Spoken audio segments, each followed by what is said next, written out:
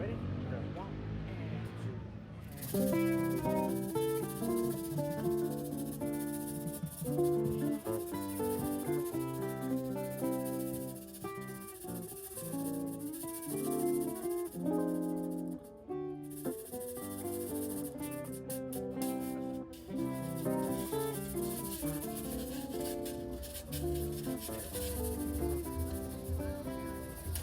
two.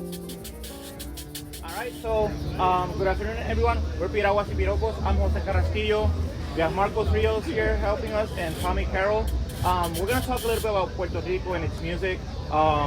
First of all, the instrument I'm playing is the Puerto Rican cuatro. It's called cuatro, which means four, but the instrument has a total of 10 strings. Back when it was created in the 1850s, it was a little bit smaller. It had European descendants, and it only had 4 strings. These strings were made out of animal guts, and they would often just be breaking and breaking. So the jibaros, the people of the mountain, they started to put those strings double, so they doubled up on the strings. So they still had 4 pairs of strings. That can, in case one broke, they could still be playing with the other one, which is something that still happens nowadays because the tuning, like these strings are tuned to the max. Like if I go a half a step higher, it'll probably pop. It tends to happen often. I've had gigs where both of my first strings just go and I have to invent. And as the years went on, they decided to add an extra string. So we ended up having a 5 double string instrument. But the name never changed. You just kept calling it cuatro. Some of the more important people that played the cuatro back then was Maestro Ladi. He was the first cuatro player that recorded on the radio, wrote music for the cuatro, which he wrote for 2 and 3 cuatros harmonized, which is really beautiful to hear. And alongside the cuatro, there were other instruments such as the bordonua, the tiple, which are like a tenor and a soprano version of the instrument. And all 3 of them together will create this thing called the Jibar Orchestra. The cuatro, the tiple, the bordonua, and the guiro originally, which was the only instrument that was percussion-wise in the Jibaro band. I wanted to talk a little bit about the music. One of the oldest styles that we have for recording music is the one we use as our closing song, which is the Aguinaldo Jibaro. Aguinaldo Jibaro is a style that comes from Spain, from something called the folias. Folias were a way that they would tell stories and through music. And one of the oldest folias sounds something like this.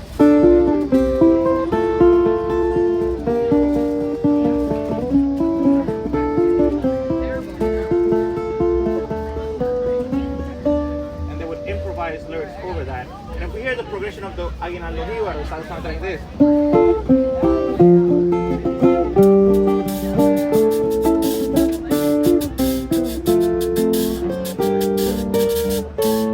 Alright, so that's something, like the initial part that's recorded historically of our music. When we're hearing this kind of music, a lot of the lines that I'm playing melodically, they're built around a 2-3 clave. Tam pam pam pam pam pam tan tan tan tan tan tan. All right, and all these phrases they tend to be 6-note melodies.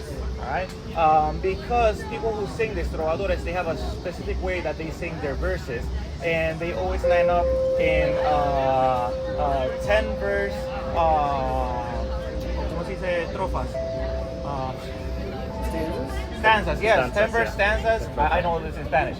10 verse stanzas that have a really specific rhyme, but they're always using, each verse has to be 6 syllables strictly. So you hear me playing stuff like 1, 2, 3, 4, 5, 6, or ram pam bim pam pam.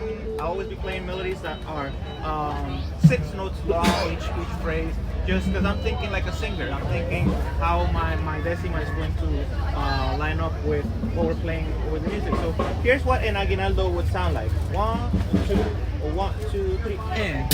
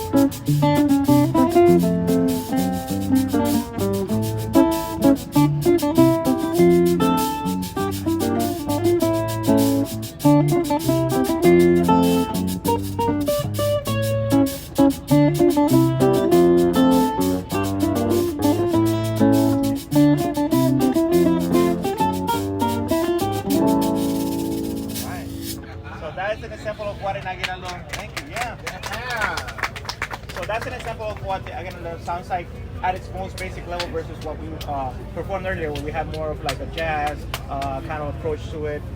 But it all comes from this, and a lot of this music, like the origins of it, is in Cuba and South America. There's a south called La Habanera.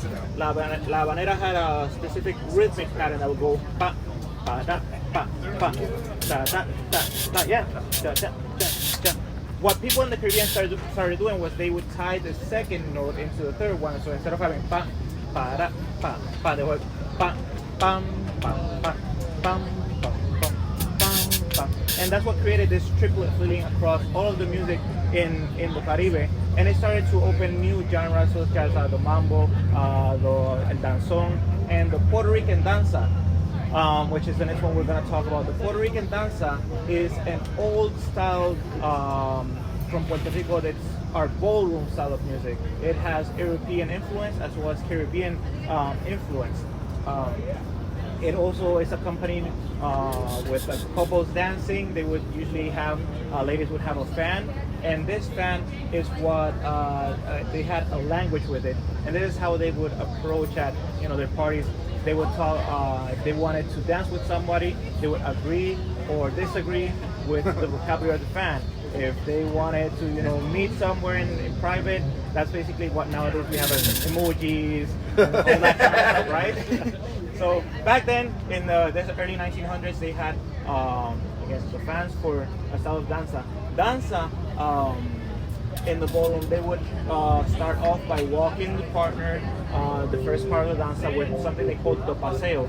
Paseo is just basically a free kind of section of the danza in terms of time, and then they would get into merengues. The merengues of the danza, they tend to have a classical form. The form is A B A C C A, and they would finish. So we're gonna play a danza for you. This one is called Lo Que Yo Quiero Ser. It was written by Rafi Escudero. You'll notice that at the beginning it just has that free-flowing part, and we'll talk a little bit more about it there later. All right, ready? One and two.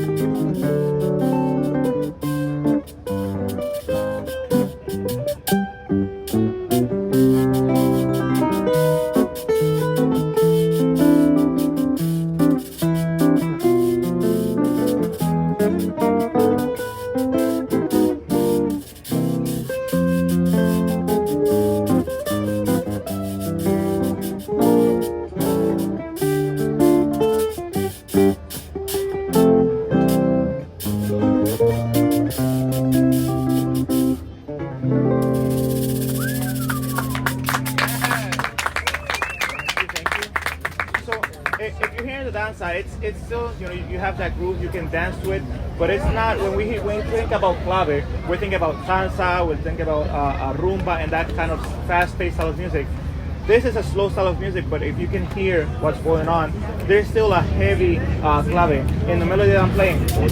Bing, bam, bing, da, di, da, dum, bing, bam, ba, bam, bam, da, bi, da, bi, bing, bam, and so on. The rhythm that the Guido is playing is strictly in clave. Can you play just the basic danza rhythm? Da, da, da, da, da, da, da, da. Right? And then the rhythm that the guitar is playing as well, just in C major.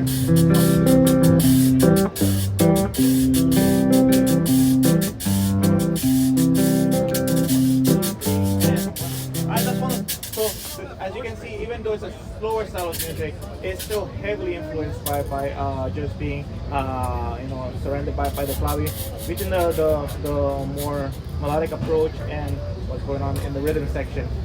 There's different types of danzas. For example, there's romantic danzas, which tend to be the more slower kind of danza. You want to play a little bit of Steve on my chord? Can I do that? Yeah, just the A section so they can hear a section of that. And then there's faster danzas like the one we just played, which has a mixture of romantic, but it also had a section that was usually written for an instrument called the bombardino, and they would feature this instrument as a soloist, and that's where you hear a section that just has a more virtuoso approach with just more notes instead of a melodical approach. This is a sample of just a more romantic danza. Let's do it right on the A section. Bing, bing, boom, to the coda. Okay. 1, 2, 3.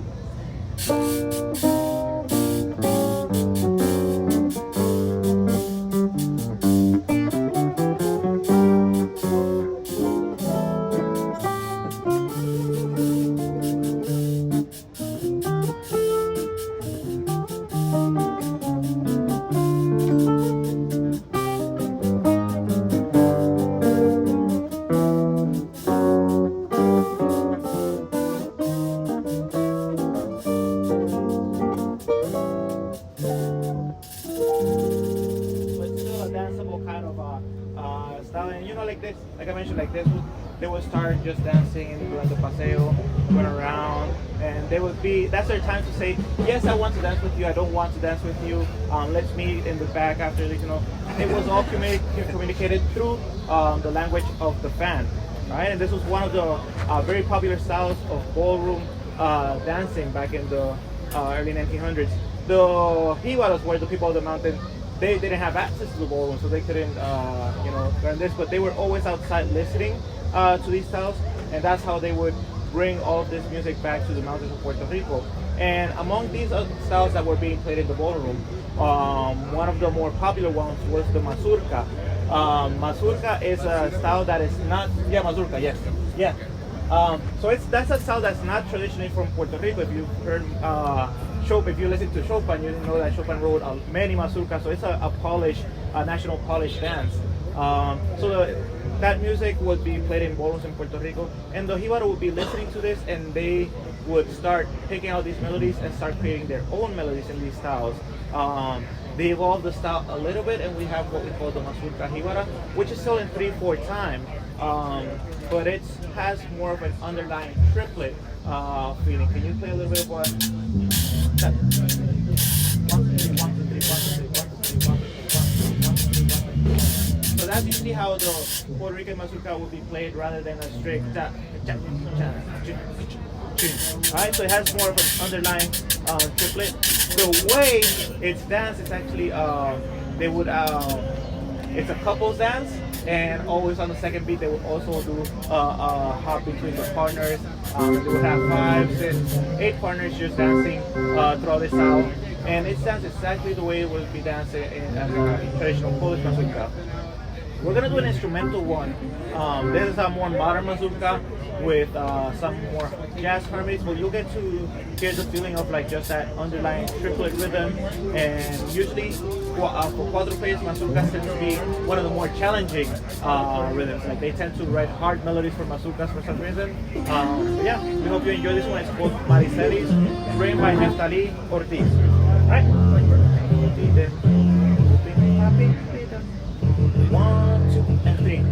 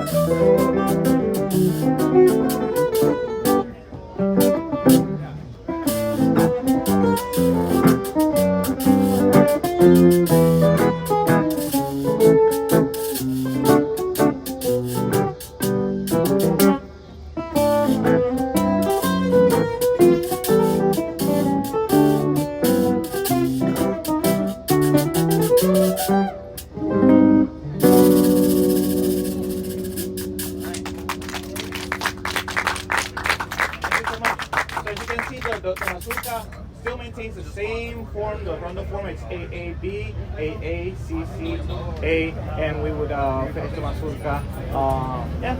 Any questions so far about any of the rhythms, any of the styles? Nothing. And then later on, we also started working on what is the seis. Seis is one of the most common styles of music in Puerto Rico. And the origin of the word seis is not completely clear. Some people think it refers to seises, which were some of the children singing at church choirs back in the day. Some people think the seis refers to 6 couples dancing, because traditionally this style of music would be with exactly 6 couples always dancing. Now the seis is really popular because it's the way that most singers nowadays tend to improvise the lyrics. We tend to have a heavy tradition of what trovadores are. Trovadores, they will sing the structure that we talked about, the 10 verse danzas, and they would often just know what the last verse is, and then they would start singing with a really specific rhyme.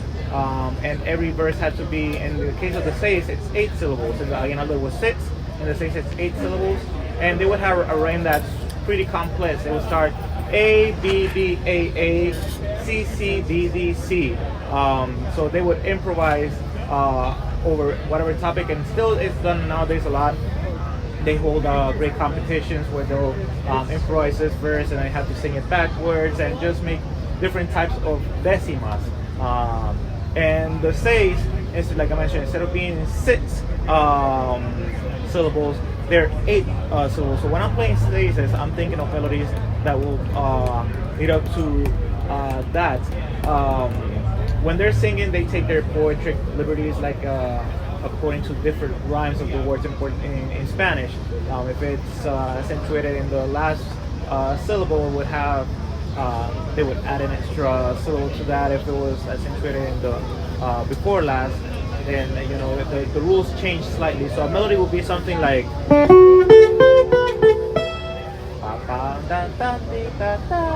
In that case, since it's 7, that means that my word I was thinking was accentuated in the last syllable, and so on. So I will have different melodies that I think when I'm playing a seis. In this case, I'm going to do an example of a seis fajardeño, which is a medium type of seis that is the most popular among singers because it's a slow tempo that they can think about what they're going to improvise. So let's do a little bit so that they can hear seis fajardeño. So it's, yeah, como seis chorreo, pero lento. And seis fajardeño, there's over 150 types of seises that they would think about when they're improvising.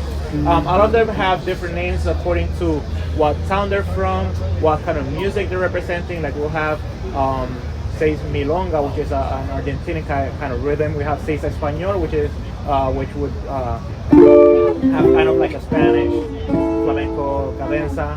We would have seises named after towns, like seis fajardeño, named after the town of Fajardo.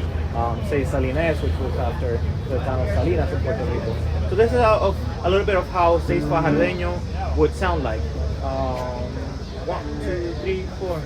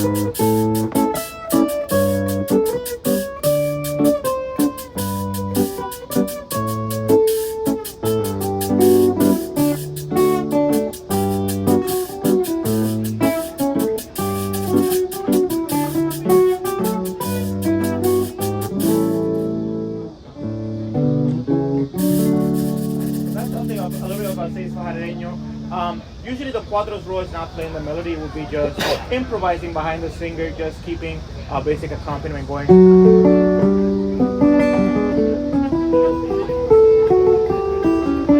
Something like that, and they would just keep repeating along that cycle. In the case of the seises, they tend to have a lot of a 1, 4, 5 kind of chord progression going, like Marcos was showing us. Then later on, they started making these seises a little bit faster to just challenge each other when they're singing, just to see who can think the fastest when they're improvising their lyrics. But also, let me just check how much time we have. All right. But also,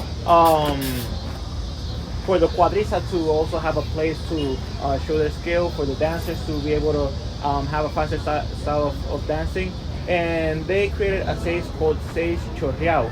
Chorreado is just basically a word to demonstrate how the couples were dancing, which when they were dancing it just looks like they're sliding across the room. There's no actual translation for chorreado, but just kind of like sliding, I guess would be the best term to explain it. And in the seis chorreado, it's a very fast-paced seis. And usually all of the jibaro players, again, jibaros were the people of the mountains. That's where they would get to end their parties with, a more upbeat kind of music. So I'll play a little bit of a seis chorreado for you, and I think that would be like just basically it. But if anybody has any questions after this, please let me know. Yeah. start and you guys follow me. Oh, okay.